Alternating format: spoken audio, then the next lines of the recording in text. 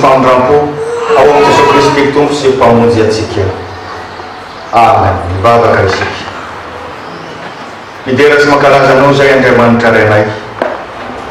Andriamanitra tompony ainay, tompony filoanay sady mpanefa azy ao amin'ny Jesosy Kristy zanakao.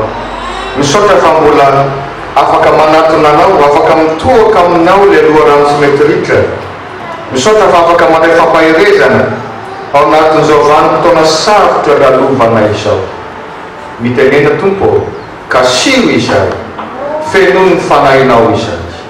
Amin'ny anaran'i Jesosy Kristy. Amen.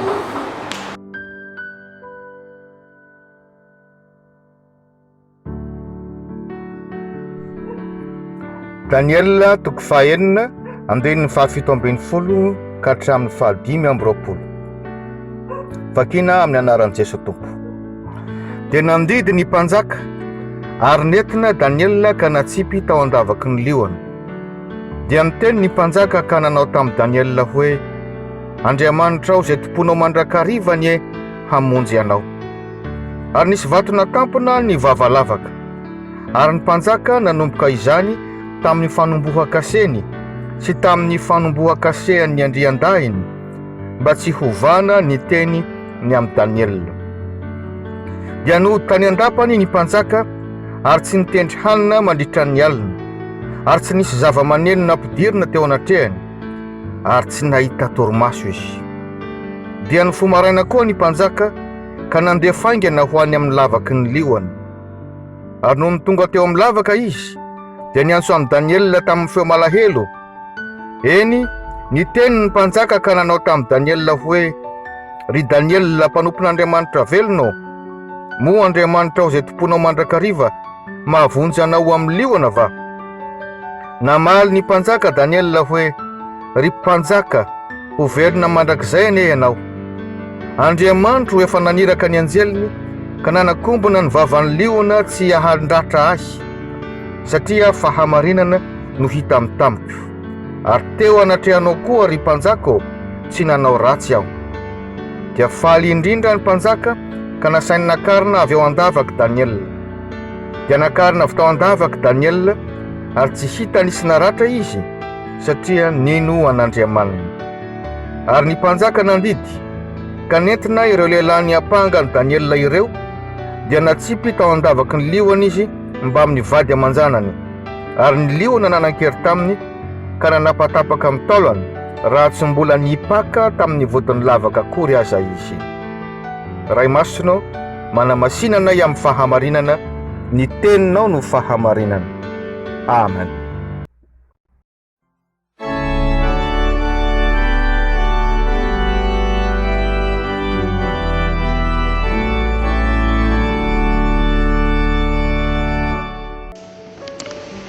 Arak'izany ry havana ny Daniel toko fahafito azafady Daniel toko fahaenina andinin'ny fahafito ambin'ny folo ka hatramin'ny fahadimy amby roapolo no tenin'Andriamanitra hoentiny hampahirezany izao fiangonana izao indray. Ho aminareo hatrany aneny Tompo. Amen.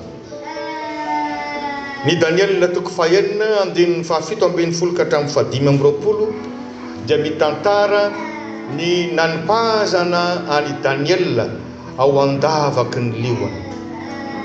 Ny bokin'i Daniel moa dia nosoratana tany amin'ny taona 350 talohan'i Jesosy Kristy tany ho any.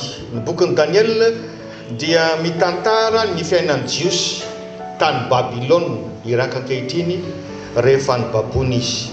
Ka anisan'izany izao nanipahazana ani Daniel tao andavaky ny liona izao. Raha fitinina ny tantara amin'ny alalan'ny lohateny dia zao mahazo ambara: enjehina nefa tsy nafoy. Ahoana hoe? Mamitina ny fiainantsika mpanaradian'Andriamanitra izany. Mazava zany ny fizarana voalohany fa mbola enjehina ny mino. Alao dia ambara zany mba tsy hanafosafo antsika. Mbola enjehina ny mino satria misy mpialona miteti-dratsy isika. Misy mpialona miteti-dratsy isika. Tsara ihany averina kely fa maninona moa no natsipy tany andavaky ny liona i Daniel. ao amin'ny andininy voalohany ka hatramin'ny fahadimy ambin'ny folo no ahitantsika an'izany. Voalaza fa Dariusa no mpanjaka tany Babilôna.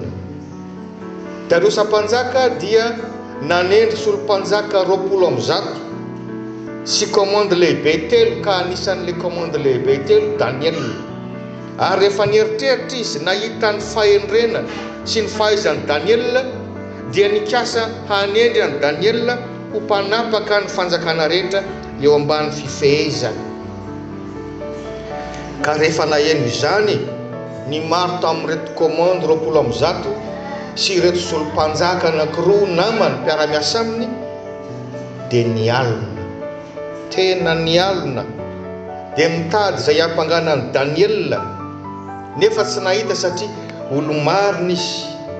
Ka rehefa avy nikonikonina izy ireo dia zao no hevitra hitany, satria hitany fa tena mbola mivavaka amin'ny Jehovah Andriamanitra mafy Daniel, mivavaka intelo isan'andro, midera sy mangataka amin'Andriamanitra. Dia nampirisia ny Dariusa mpanjaka hanao lalàna, milazany hoe ao anatin'ny 30 andro raha misy olona mangataka zavatra na amin'Andriamanitra na amin'ny olona hafa fa tsy aminao ry mpanjaka, manevateva anao zany olo zany, ka aoka izy ho atsipy any anatin'ny lavaky ny leoana. Aza mba ratsy mpanolotsaina ihany dia nanatamteraka i Dariusa mpanjaka, nosoniaviny ny lalàna. Rehefa zany dia haitsika nitoy an'ny tantara, fa misy lesona tokony ho raisina zany. Inona ny lesona voalohany? Misy foana ny mpialina riavana, indrindra rehefa mijoro amin'ny fahendren'Andriamanitra isika. Aza atao mahagaga anao zany, ary tsy olona lavitra anao ny mpialina, fa eo akaiky mahita ny fitahinanao sy ny fijoronao. Mazana mpiara-monina, mpiray vodirindrina, na mpiara-miasa na mpiara-mianatra, sa tsy zany? Misy foana ny mpialina. Ary dia lazaina mazava koa fa tsy mipetra-potsiny ny mpialina anao, mitady ny fomba rehetra hanehoany zany fialonany sy ny fankahalany anao zany, mitady izay ampiembotra anao, mitady ny fomba izay aminganana anao, tahaka an'izao mahazo amin'ny Daniel izao. Ka dia ambarako amin'ny anaran'ny Tompo fa mety mbola hiarany ireny fanenjehana sy fialonany ireny isika mpanara-diny Tompo. Mbola hienjehantsika satria mbola hiarany herisetra koa. Hitantsika eo amin'ny 7 sy 7 zany. Reto mpiara-miasa tamin'i Daniel izay nialina azy reto, rehefa avy nampirisika ny mpanjaka mba hanaovana an'ilay lalàna, dia naninona? Nitsikilo sy niandrikendritoana an'i Daniel. Nitsikilo sy niandrikendritoana an'i Daniel. Ary dia hitany fa mbola nanohy ny fomba mahazatra azy ihany Daniel, midera amin'Andriamanitra sy mangataka mandoalika amin'Andriamanitra intelo isan'andro. Dia nataony ahoana? Lasa amin'izay notoriany tany amin'ny mpanjaka. Nandika ilay lalàna nataonao ity Daniel ity ry mpanjaka. Ary ny lalàna ny Mediana sy ny Persiana dia tsy azo ivalozana, ka dia natsipy tany andavaky ny liona Daniel. Mila mandray lesona isika araka ny nambarany zany lohateny zany. Mety mbola hiarany herisetra isika amin'ny mampanaradian'i Kristy, ary manamarina an'izany ny tantaran'ny fiangonana kristianina mandraka androany. Mbola hiarany herisetra isika na ara-batana na ara-tsaina na amin'ny alalan'ny fitenenana samy hafa. Indrindra moa amin'izao faraparan'izao dia tena miatra manaina mihitsy any amin'ireo tany izay misy silamo mahery fiatsika, misy hindou mahery fiatsika, any amin'ny tany izay mbola anjakan'ny communisme sy misy mpitondra jadona. Tena ohatrany mamono koa ny mpanenjika sy ny mpialina ny kristianina. Sarambary zany, ary mifofo ny aina mihitsy araka izany nambara izany. Teto moa zany satria izay ilay lalàna natao, fomba anehoana ny hoe fanameloana ho faty, ilay hoe alefa ny andavaky ny liona. Zany hoe raha eo amin'ny tantara zany dia efa tiana hoe ho faty mihitsy Daniel. Mivakina teo no hoe efa nitsondriana vato be dia nasiana ny fanomboakasehany mpanjaka, dia tsy misy mahazo mamahy intsony fa tsy ny mpanjaka ihany. eny tompoko tena mety misy mikasa mono faty mitsy isika. Fa ao anatin'izany no atsofa antsika ny tenin'ny tompo hoe aty amin'izao tontolo izao no ahitanareo fahoriana izany. Fa matokia izao efa naresy izao tontolo izao. Ho hitantsika ahoana izany fomba ampandraisen'Andriamanitra antsika izany. Hoalan'ny olona ianareo noho ny anarako ho ny tenin'ny tompo. Fa izay mahatratra amin'ny farany no vonjenary izany no ampahirizana anao. Izany tokoa no fanenjehana. Izany no eritreritra manjo antsika. Noho ny amin'ny Kristina anaovana izany no vaza mieritreritra anao hoe dia tena tsy tia mihitsy. Ndraindray hoe olona ao an-trano ihany e. Araka ny voalaza amin'ny ohabolana hoe ny ankohonany ihany no fahavan'ny olona. Fa rehefa tsy manana ny Kristy ny olona ao an-tranonao na dadanao na vadinao, raha vao miresaka fivavahana ianao, raha vao andeha hanompo an'Andriamanitra ianao maninona? Misy hoesoheso teny ao. Misy hoesoheso teny ao mahazo anao eritreritra izany. Ary nahazo an'izany hoesoheso teny izany koa anie Daniel. Tamin'ny mbola tezitra ilay mpanjaka dia ahoana? Dia hamonjy anao anie ilay Andriamanitra ivavahanao isan'andro. Teny maneso izany. Aza atao mahagaga ny teny maneso sy maniratsira mahazo anao raha mbola mijoro amin'ny fahendren'Andriamanitra ianao. Vaovao mahafaly kosa no ambara aminao atao amin'ny tapany faharoa. Tsy afoin'Andriamanitra ny mino. Ahoana hoe riavana? Raha tena mpanaradia azy ianao, tsy afoin'Andriamanitra ianao. Tsy afoin'Andriamanitra ianao satria iasan'Andriamanitra amin'ny tompon'andraikitra. Iasan'Andriamanitra amin'ny tompon'andraikitra. Ary tsy takatry ny sainao izany. Nokasian'Andriamanitra ny feon'ny fieritreretan'ny Dariusa mpanjaka. Rehefa vita ilay fiantsika rehetra nanamelohana any Daniel, rehefa natao atao anatin'ny lavaky ny liona izy, efa hoe izay no izy. Dia ahoana ny voalaza amin'ny tenin'Andriamanitra? Rehefa tonga tany an-trano ny mpanjaka, tsy nahasakafo nandritry ny alina. Tsy nahasakafo nandritry ny alina. Rehefa hariva ampisakafoanana, ny fomba fanao tamin'izany dia ampidirina amin'ny teny zava-maneno, androtsirotsy any mpanjaka. Tsy nekeny ampidirina amin'ny teny zava-maneno. Misy zavatra mandona ny feon'ny fieritreretany. Ary ny andinin'ny fahasivy hoe tsy nahita tory izy, tsy andriny izay ahatongavany maraina, satria niasan'Andriamanitra ity tompon'andraikitra ity. Ampatsiaro ny tenin'ny tompo nampitondraina ny Jeremia hoe indro izao ny Jehova, Andriamanitra ny nofo rehetra, moa misy zava-mahagaga izay tsy haiko fa. Eo ampatsiaro koa izany ny fahendren'ny Ntaolo manao hoe aleo enjehan'ny omby masika toy izay enjehan'ny eritreritra. Nahoana ny tenenany an'izany? Ny omby masika mbola azonao andosirana, mbola azonao iafenana, fa ny eritreritra ao anatinao, manaraka anao hatrany am-pandriana. Anao mieritreritra hoe dia atory fa ao anatinao mandona, mbola manenjika anao. Ary izany nahazo amin'ity Dariusa mpanjaka ity noho ny asan'Andriamanitra. Ry havana, fantatr'Andriamanitra io fanenjehana, io eritreritra mahazo anao io. Eken'Andriamanitra no hisedrananao amin'ny alalan'izany. Mafy angamba izany. Fa zao nitadio, manana izay hevitra hieverana anao koa Andriamanitra. Manana ny fomba hiatrehany an'izany Andriamanitra, ampandraisenanao amin'ny farany. Ay miasa ao anatin'ny tompon'andraikitra Andriamanitra. Ataoko hoe tompon'andraikitra, mety ilay mpialina sy mpanenjika io, na amin'ny tompon'andraikitra izay afaka hamaha, izany geja mahazo anao izany. Tsy voatery ampafantatra antsika an'izany Andriamanitra ezaka ny mandeha, fa dia ampafantarina antsika aloha izany eto amin'ny alalan'izao tantara amin'ny Daniel izao. Voalaza teo ary fa ny fo maraina be ny mpanjaka, ilay mbola tsy nahasakafo, tsy ampy torimaso, nanampina aingana ilay lavaka nametrahana ny Daniel. Ahoana ny voalaza ny tenin'Andriamanitra? Lasa niova nalefaka kely ny feoany. Efa toy ny mangovitra, matahotra izy, sao dia maty, meloka, tena tsy mety ity natao ity. Ary amin'ny feo malefaka no nantaniny an'i Daniel. Ry Daniel, mpanompon'Andriamanitra velona, novonjen'Andriamanitra tamin'ny liona ve ianao? Namaly Daniel. Andriamanitra efa naniraka ny anjeliny ka nanakombona ny vavan'ny liona tsy handratrahy. tsy nanao ratsy taminao aho ry mpanjaka ao. Faly ary ny mpanjaka nandray izany no ny tenin'Andriamanitra. Ka nanome baiko avy hatrany fa izy manana fahefana maro zany satria izy ihany nampanao an'ilay lalàna. Nasainy nampiakarina aingana i Daniel. Ary voalaza amin'ny tenin'Andriamanitra tsy nisy na ratra amin'ny tenany na dia kely akory aza satria nino an'Andriamanitra izy. Tsy nisy na ratra nandritry ny alina tompoko no niaretan'i Daniel ny liona tao an-davaka ao anatin'ny aiziny.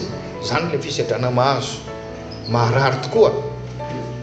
Fa fisedrana nahitany Daniel ny herin'Andriamanitra, ny hery ny vavaka nataony isan'andro. Fa nakombon'Andriamanitra ny vavan'ny liona, tsy nahakasika azy na dia kely akory aza. Tsaroany ny tenin'Andriamanitra hoe eny hatramin'izany andro zany izao no izy, ary tsy misy maharombaka amin'ny tanako. Zany nitady dio rehefa feno loza eto amin'ity tany fandalovana ity, eto amin'izao tany feno faratsiny. Misy olona feno faratsy toetra sy faratsy mpanahy zao, tahaka na vavana liona misokatra itelona anao. Fa rehefa tena olombavaka ianao, tena matoky an'Andriamanitra, matoky hatramin'ny fahafatesany ianao, akombon'Andriamanitra ny vavany reny. Miasa ho Andriamanitra, ka iza ny masakana an'izany. Ary le fomba fiasan'Andriamanitra tsy hoe mamonjy atsika ihany. Novainy koa ny fon'ilay tompon'andraikitra nahatonga an'izany fanenjehana anao izany. Da tsika amin'ny 420 faly ny mpanjaka. Ary atoizanao ny vaky teny ny 920 ka hatramin'ny 720 dia voalaza fa i Dariusa mpanjaka mihitsy no nitory tamin'ny fanjakana rehetra. Fa Andriamanitra velona ny Andriamanitra Daniel ka tokony ivavahana. Izy indray no lasa mitory ny filazany tsara. Rehavana tena mbola misedra fanenjehantsika. Fa mazava ny lesona reny fanenjehana mahazo antsika reny, hay misy zavatra kendren'Andriamanitra ao ambadika ao. Raha tsy laza fotsiny afa-tsy ny hoe namabony ny fon'ny Dariusa mpanjaka. Mifalia raha ataon'Andriamanitra fitaovana hitaomana ny hafa ianao. Ary zay le hoe ny fihevitr'Andriamanitra tsy fihevintsika, tsy takatra ny saitsika zany. Miasa ao ka iza no mahasakana izany. Ny vaovao mahafaly faharoa ambara amintsika dia izao: tsy afon'Andriamanitra ny mino satria arovany. Satria maninona? Arovan'Andriamanitra ianao raha tena olombavaka. Tamin'ny fifaliana no nanambarany Daniel amin'ny 9:20, Andriamanitra efa naniraka ny anjeliny ka nanakombona ny vavan'ny liona tsy handratra azy. Loza efa eo potomotigna zany raha le amin'ny fitenintsika malagasy dia hoe efa tena any atenda ny rano. Fa na dia ao anatin'ny aizina sy ny alina mangina aza, akombon'Andriamanitra ny vavan'ny liona. Zany no herin'ny vavaka tompoko. Aza reraka amin'ny vavaka, aza mbakivo ny vavaka. Tsy voatery hoe aza vaina aminao foana ny valon'izany, fa izao tsika mbola velona iny izao. Na dia nambara teo zao hoe feno loza eto amin'ity tany fandalovana ity. Tsy misy mahakasika anao, araka nambaran'ny tompo hoe tsy misy maharombaka izao ampelantanako. Mety natahotra ihany ianao tamin'ny fizarana voalohany, nanambarana hoe mbola enjehantsika fahazagaga. Misy mpialona foana isika miketrika faminganana antsika. Mety mbola hiaran'ny herisetra ianao na mivantana na ankolaka, fa izao ny tsarovy, hanirahan'Andriamanitra ny anjeliny ianao ka matokia. Han'Andriamanitra ny maniraka anjelina dia tsy hitany mason'ny nofontsika azy. Araka amin'ny teniny, ny anjelin'i Jehova mitoby manodidina izay matahotra azy ka mamonjy azy. Tsy mba teniteny fotsiny zany, tenin'Andriamanitra zany. Akombon'Andriamanitra eo anoloanao ny vavan'ny loza maro samihafa. Fangany coronavirus ihany no microbe na virus, mety ebe ny virus, mety tsy hitan'ny masotsika, tsy takatra ny saitsika. Fa rehefa ataon'Andriamanitra hoe mikombona eo anoloanao ny vavany zany, tsy mahakasika anao zany, dia tsy mahakasika anao zany.